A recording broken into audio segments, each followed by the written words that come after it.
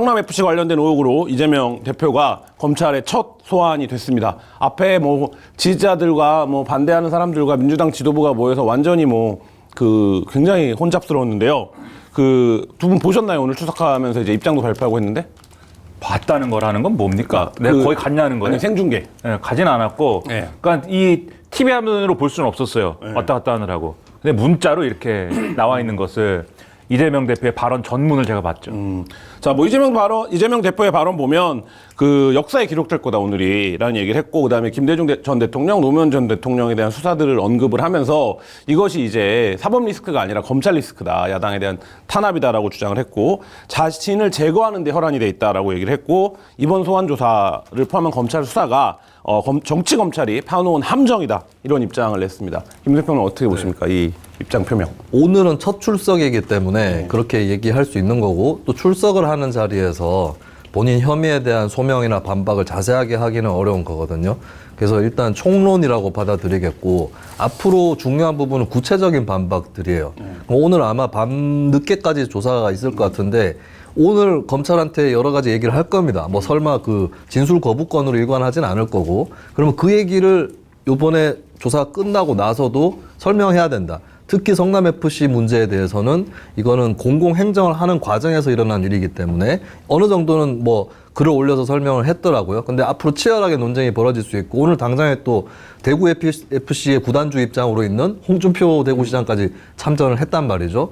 예, 그러면서 앞으로 있을 수 있는, 그리고 이거는 사법적인 문제뿐만 아니라 정치와 행정을 어떻게 해야 되느냐, 이 문제까지 걸려 있어요. 그러면 이제 지금까지 해왔던 검찰 독재, 검찰 공화국 이런 워딩보다는 앞으로는 구체적인 논쟁을 해야 될 거고, 그리고 유감스럽게도 이 사안 말고도 다른 사안으로 또 소환될 가능성이 높죠. 예, 그때도 자주 오락으로 이렇게 부르는 건 문제가 있겠지만은 결국 사안별로 한 번씩은 출석은 해야 될 텐데, 그때도 불응한다거나 시간을 끄는 전략보다는 나가는 것이 가장 좋은 전략이 될 거다라고 충고를 하고 싶습니다. 몇 가지 쟁점별로 나눠서 좀 짚어보죠. 그러니까 계속 어저께까지도 국민의힘에서는 민주당 지도부가 다 가는 거에 대해서 민주당도 공범이다, 이런 이제 프레임이 있고, 오늘 실제 근데 최고위원들이 이제 나왔습니다. 이 주제, 그러니까 법적인 쟁점으로 들어가기 전에 이런 정치적인 주장 어떻게 볼까? 민주당, 이게 이제 이재명 대표 개인의 문제가 아니라 민주당이 받고 있는 탄압인 것처럼 오늘 이제 출석도 연출이 됐는데 어떻게 보십니까? 민주당 전반에 대해서 검찰이 수사를 하고 있는 측면도 있죠. 그러니까는 그게 이제 민주당이 잘못을 하나도 안 했는데 수사를 한다, 그런 얘기가 아니라, 어쨌든 그게 뇌물이 됐든 아니면 이재명 대표와 관련된 문제가 됐든 또는 이제 개별 의원들이 다른 건으로 엮였든 간에 뭔가 검찰이 계속 수사를 하는 과정은 있는 거잖아요. 그런 점에서 이제 야당이니까 정치적 주장할 수 있다고 보고, 그거에 대해서 또 여당이 공격할 수도 있다고 보는데, 오늘 어쨌든 김수민 평론가님 말씀하신 것처럼 대표가 처음 어쨌든 조사를 하러 가는 날이란 말입니다. 뭔가 이 국면에서는. 그러면 이제 어쩔 수 없는 문제 같기도 해요. 저도 이제 다른 방송이나 이런 데서는 그렇게 지도부가 다 같이 가는 모양새에 별로 좋지 않다고 얘기를 했지만, 또 조직의 어떤 입장에서 보면은 그냥 대표만 떨렁 보내기도 좀 그런 건 있다. 불가피했다. 불가피까지는 아닌데, 네. 좀 그렇다. 그렇다고 하면은 이렇게 할 수도 있습니다. 근데 이제 앞으로 계속 불려갈 거란 말이죠. 네. 어떤 방식으로든 간에. 근데 거기에 대해서는 저는 민주당이 냉정하게 판단해야 된다고 보는 게, 검찰에 한번 출석을 할 때마다 그게 다 어떤 뉴스가 되고, 다 거기서 뭐라고 발언하는지가 초미의 관심사가 되고 난리가 나고, 이게 별로 좋을 건 없어요. 그래서 오히려 이 검찰과 관련된 이 조사를 받는 것과 관련된 그러한 이제 이슈는 오히려 주변화해야 된다. 그래서 그거는 받고 있다, 잘 받고 있고, 그리고 내가 이 문제에 대해서 가지고 있는 입장은 이런 것이고, 난 이렇기 때문에 죄는 없고, 이런 얘기만 하고, 요 이상의 얘기는 다른 얘기 하자. 이게 제일 좋은 스탠스이기 때문에 앞으로는 요거를 너무 쟁점화시킬 필요가 없다. 이재명 대표는 이런 얘기도 했어요. 검찰은 이미 답을 정해놨다. 본인을 기소할 거다. 그러면서 이게 사실 2년 전에 경찰이 무혐의를 결론을 냈던 건데, 검찰이 이 사건을 다시 들고 와서 죄가 없는 자신을 조작 기소하려고 한다, 이런 취지로 이제 얘기를 했는데, 이 대목은 어떻게 보십니까? 근데 경찰 수사로 나왔던 거하고 검찰이 보안 수사를 해서 나온 거하고 똑같지는 않거든요. 그러니까 일단 기소로는 갈 수밖에 없다고 봐요. 근데 거기서 나온 게 이재명 대표가 공문이라든지 이런 거에 관여를 하고 손글씨를 쓴 대목들이 있거든요. 예를 들면 지금 이제 의심을 받는 게 기부 체납을 줄이고 그걸 후원을 그만큼 돌린 거 아니냐 했는데 그 방안들, 그러니까 기부 체납 몇 프로, 현금 후원 몇 프로 이런 안들이 적혀져 있는 공문들이 있었다라고 하는 거고, 그리고 그 공무원들이 이걸 후원 광고 하여튼 이걸 유치할 경우에는 인센티브를 받아갔다라고 했잖아요. 근데 이 인센티브를 심사하는 위원회에 위원장을 성남시 국장으로 해라. 뭐 이런 지시, 이런 것들이 또 공문으로 나온 게 있습니다. 이게 경찰 수사 때는 밝혀지지 않았다가 검찰이 압수수색을 하는 과정에서 밝혀졌거든요. 그렇기 때문에 그때 온 상황이 또 다르다. 그때 털 만큼 다 털었다고 볼 수는 없다. 그렇기 때문에 이재명 대표도 해명이나 반박을 할 때 새로 나온 증거에 대해서 그거를 반박하는 것이 효과적인 반박이 될 거다. 예. 근데 이제 지금 얘기한 대로 그런 어떤 일정 정도 행정적 개입이 있었다고 하더라도 관여가 지금 이재명 대표의 논리는 이겁니다. 내가 어쨌든 결론적으로 이거는 성남시 예산을 그래서 내가 줄인 거다. 그래서 공적 이익이 극대화된 거다. 근데 내가 그게 중범죄라고 보는 게 지금 검찰의 시각이고 자기는 그 자체가 부당하다고 생각한다. 이게 이제 이재명 대표의 논리거든요. 김민하 평론 어떻게 보십니까? 일단 수사와 관련돼서는 이전 정권에서의 수사가 여러모로 이제 좀 의문인 부분들은 있습니다. 그게 어떤 방향에서는. 왜냐면은 뭐 수사를 막 하다가 그때 이제 수사에 관여했던 검사가 어느 날 내부망에다가 노래방도 아닌데 노래를 부르고는 사노라면 뭐 이렇게 부르고는 그래서 그만둬버렸잖아요. 그렇죠. 근데 그게 이제 국민의힘 등에서 볼 때는 이게 그 위에 있던 박은정 검사가 수사를 막았다. 수사를 못하게 해가지고 열받아서 노래 부른 거 아니냐 이런 거고 이제 민주당과 박은정 검사 측은 아니 그거를 잘 검토를 더 하자고 그랬는데 갑자기 노래를 부르고 왜 그만뒀냐 노래를 왜 부르는 거냐 뭐 이렇게 해서 그 검찰 수사가 이상하게 돼버린 거예요. 그게 왠지는 잘 모르겠어요. 어쨌든 그 사안이 있는데 근데 이게 법리적으로 보면은 제가 뭘 알겠습니까? 변호사도 아니고 사법시험도 본 적도 없고 모르지만 제가 주워 들은 거는 뉴스 등을 보면서 그것도 주워 듣는 것도 누구한테 주워 듣겠어요. 주변에 사람도 없는데 뉴스를 보면서 제가 이제 생각을 한 거는 뭐 어쩌고 얘기를 하잖아요. 다들. 핵심은 이 제3자 뇌물이잖아요. 제3자 뇌물은 청탁이 있느냐가 핵심입니다. 네. 그러니까 그냥 뇌물이라는 거는 대가성이 인정이 되면은 공무원이 돈을 받았으면 그건 뇌물이에요. 대가성이 인정이 되면. 그러니까 받으면 그냥 뇌물이에요. 대가성이 보통 있잖아요. 그러니까 뇌물인데 제3자 뇌물은 그냥 그런 관계에서 끝나는 게 아니라 구체적으로 청탁을 했어야 돼요. 네. 내가 김환이라는 사람한테 김순민이한테 좀 돈을 줘라라고 얘기를 하면서 네가 저기다 돈을 주면은 내가 떡 하나 주겠다. 뭐 이런 게 있어야 요 떡 하나 주겠다가 있어야 이게 성립이 되거든요.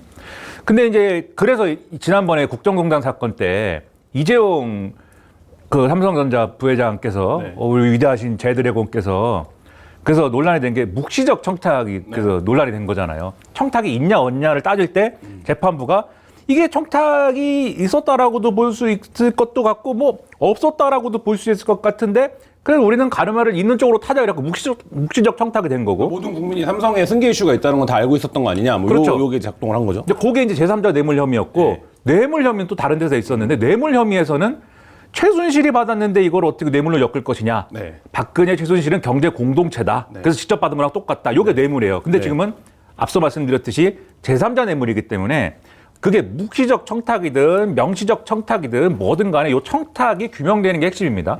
근데 검찰은 지금 이제 두산건설하고 등등을 수사를 하면서 이 청탁의 증거를 우리가 찾았다라고 주장을 하고 있어요. 그러니까 그게 공문과 진술이 있다는 거죠. 그렇죠. 두산건설 측의 공문 우리가 요 후원해주면은 뭐를 해준다고 합니다. 라고 하는 해주십시오라고 하는 이러한 공문 그리고 그때 그런 얘기가 있었네요라고 하는 진술 요 검찰이 이제 우리가 찾았다 있다라고 주장하는 거고 이재명 대표는 그거는 그냥 걔들의 기대다. 그리고 나한테 뭐 이것저것 얘기했지만 난 모른다. 난 청탁 뭐 잘 모른다. 그리고 성남FC의 후원을 그냥 유치한 것이고 그러니까 기업이 성남FC에 돈 내고 그리고 똑같은 기업이 여기 뭐 그 건물 짓고 뭐 이거 용도 변경하고 이런 데 특혜 받았다는 거잖아요. 요 후원금 낸 거는 그냥 광고비, 광고 영업을 해서 저 성남FC는 축구를 앞으로 잘할 것 같아.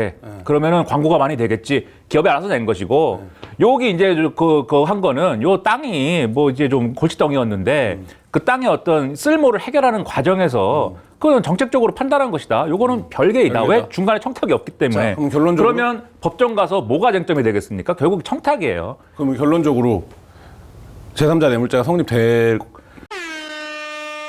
마켓단의 전 제품 배송비 무료니까요. 회원가입하고 로그인하셔서 혜택을 받으시기 바랍니다.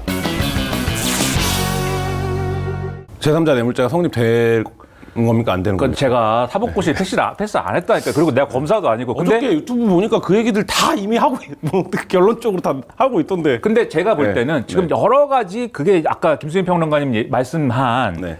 이재명 당시 시장에 뭐 사인도 있었다. 그다음에 공무원이 진술을 한다. 뭐다 했지만 결국 이제 그 삼성 그 판단했던 그 연장선에서 볼 때 결국은 이게 청탁인지 아닌지가 회색지대에 있다고 저는 생각이 돼요. 지금까지 나온 얘기로만 보면. 예를 들면은 명시적으로 문서가 있었던 사례가 있었던 게 뭐냐면 그 국정농단 사례와 비춰봤을 때는 롯데가 면세점과 관련돼서는 청탁 문서를 만들었어요. 네. 그게 확인이 됐기 때문에 그거 제3자 뇌물 걸리거든요. 네. 근데 이 경우에는 그 두산건설에서 그 확보됐다고 하는 그런 정도의 증거들이 제가 이제 본 적은 없으니까 네.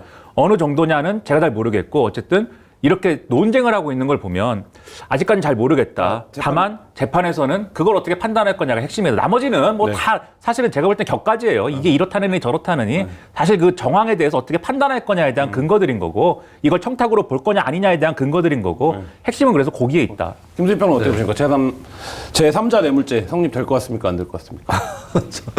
그 청탁이라고 볼 수 있는 증거가 어느 수준의 증거가 확보되어 있는가 이거를 봐야 될 것 같아요. 그러니까 저는 이게 성립이 아예 불가능할 거라고 생각하진 않아요. 가능할 수도 있는데 근데 이제 김연아 평론가와 마찬가지로 청탁 여부 이거를 이제 저는 그 묵시적 청탁 정도 수준이 아니라 조금 더 명시적으로 볼 수 있느냐 수준의 증거가 나와야 되지 않을까 이렇게 일단 보는 것이 있죠.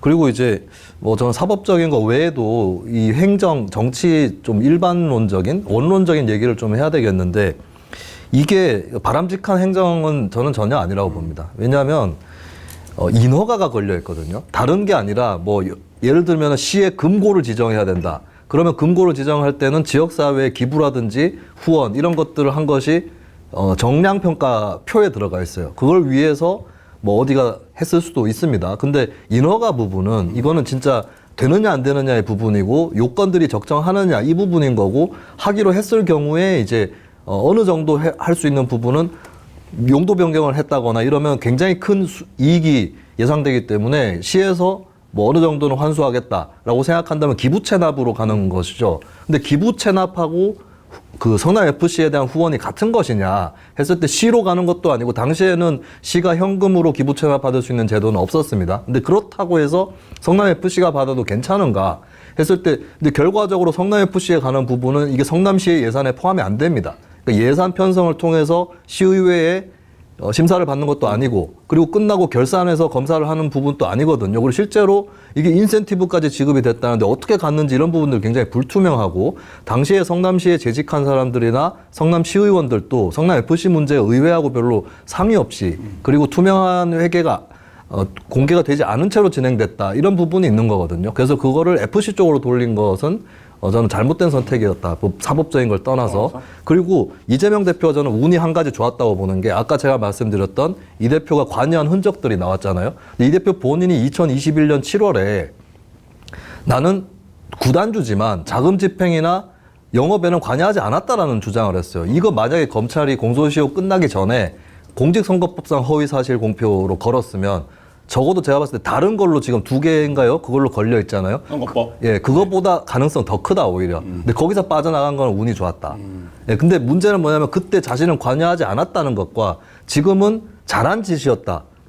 행위였다. 이렇게 얘기하는데 이게 사실 앞뒤가 안 맞죠. 이 부분에서는 불신이 생길 수 있다는 겁니다. 자, 근데 이재명 대표 측도 변호인 등을 통해서 검찰이 어느 정도 수사를 하고 있는지 이런 사항들을 점검을 했을 텐데, 10일에서 12일 사이에 출석해달라고 했는데 10일을 선택을 했고, 그리고 12일 날은 신년 기자회견을 하겠다. 이런 이제 일정을 밝히고 있는데, 이거는 어느 정도 좀 자신감을 갖고 있는 거 아니냐. 이런 이제 해석도 낳고 있거든요. 그러니까 그리고 이 부분에 대해서는 오늘 이제 들어가면서도 검찰에 내가 설명할 건 없다. 그러니까 검찰은 이미 기소라고 하는 방향을 정해놨기 때문에, 답을 정해놨기 때문에 재판 가서 다퉈야 되는 문제다라는 이제 취지 얘기도 했는데, 이 이재명 대표의 이 선택, 이건 어떻게 보십니까? 김민하 평론가.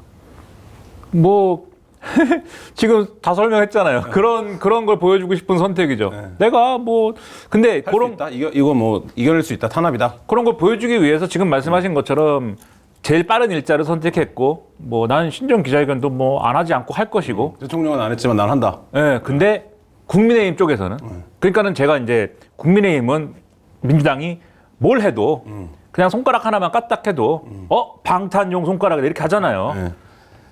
국민의힘에서는 전혀 다른 얘기를 하죠. 왜 10일 날 가겠다고 했느냐? 왜냐? 1월 임시국회가 9일부터 회기가 시작이 됐기 때문에 이제부터는 방탄이라서 안심돼서 그런가요? 뭐 이런 것이 계속 그 신년 기자회견 방탄국회를 소집하는 데 성공하셨기 때문인가요? 뭐 계속 이러는 것이기 때문에 이재명 대표가 호기롭게 이제 내가 뭐 가서 그냥 뭐 다 할 거야 뭐라고 얘기하지만 그 방탄 공세 그거는 뭐 계속 되는 것이다. 그 이제 저처럼 이제 이렇게 그냥 뭐 넉넉히 보는 사람들 그냥 이렇게 집에서 뭐 이렇게 뭐 저 장난감 같은 거 갖고 놀다가 이렇게 잠깐 이렇게 TV 보고 하는 사람들은 뭐 똑같은 얘기 하고 있네 서로 뭐 이렇게 하고 마는 거죠 그게. 김수진 평론가는 1월 국회 방탄국회라고 보십니까? 그 방탄국회 얘기를 듣는 거는 저는 네. 민주당한테 책임이 있다면 이재명 대표 문제보다는 이재명 대표 문제는 이제 그냥 깔려 있는 거니까 노웅래 의원 체포동의안 부결시켰기 때문에 좀 자초한 프레임의 성격이 있어요. 그 체포동의안이라는 거는 통과가 돼도 구속이 되는 게 아니라 영장실질심사로 들어가는 건데 그걸 굳이 부결시킬 필요가 있었을까? 그러니까 부결시키는 바람에 좀 방탄 프레임이 작동을 하는 게 있고, 근데 국민의힘도 계속 그런 식으로 하면 진짜 뭐만 하면은 방탄이다. 뭐 심지어는 그 주장도 했었죠. 화물연대 파업까지도 이재명 방탄이다. 잘 조사해 보세요. 뒷조사를 화물연대랑 이재명이 친한가? 예, 굉장히 어이없는 행동을 하고 있는데 결국에는 그렇잖아요. 한쪽에 악재가 있을 때 다른 쪽에서 잘못 즐기다가 그쪽에 악재가 된다. 예, 지금 이제 언론적으로는 당연히 국민의힘이 뭐만 하면 방탄이라고 얘기하는 건 잘못됐다라고 볼 수 있고, 근데 그렇다고 해서 그럼 이재명 대표도 민주당도 국민의힘이 선을 넘기를 기도할 거냐? 그게 아니고 예, 본인이 충실하게 설명하는 태도를 취하는 것이 좋다. 예, 그렇다면 오늘 출석하고 조만간에 기자회견 한다는 거 이 일정 자체는 괜찮은 일정이라고 봅니다. 제가 그럼 국민의힘이 웃긴 얘기를 할게요. 국민의힘이 전 좀 웃기다고 생각합니다. 그러니까는 웃기지 않아. 네, 뭐만 하면 방탄이다. 그러면 1월 임시국회를 소집할 필요가 전혀 없는 거냐.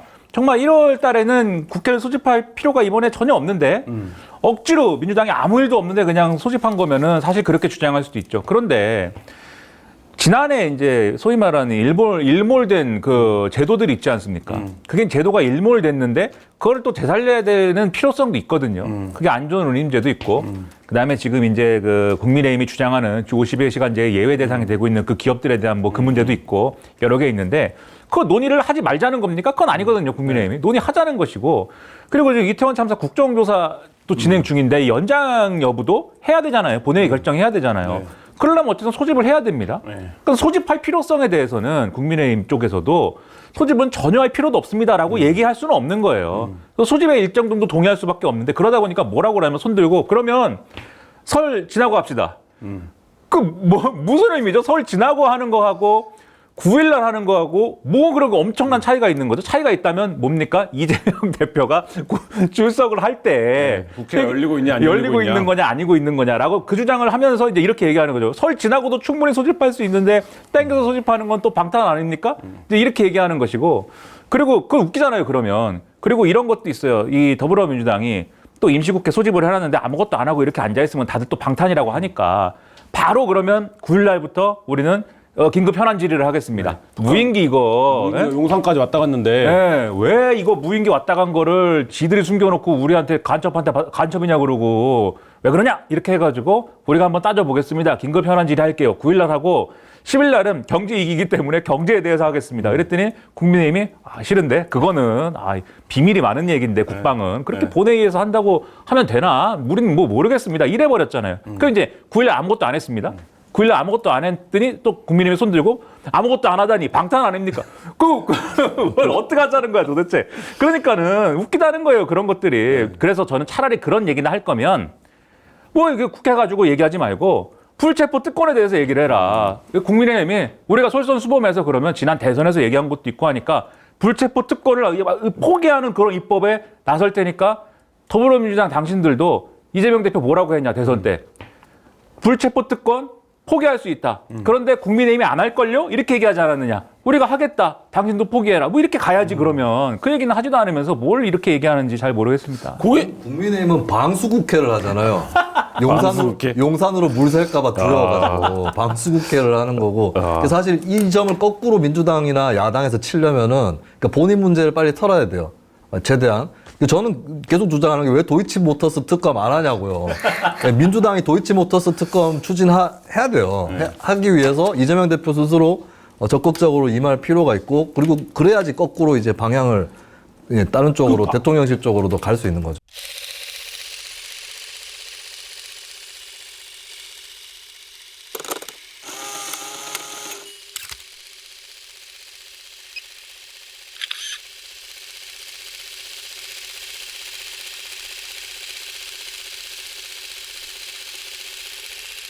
마케타니는 착한 쇼핑몰이죠. 마케타니는 저지되어야 합니다. 저는 마켓하니에 구합니다. 다른 데서 쇼핑하는 것은 저지되어야 합니다. 울분하면서 상품을 찾다가 보면 하루가 언제 다 가는지 모르겠습니다. 반드시 저지되어야 합니다.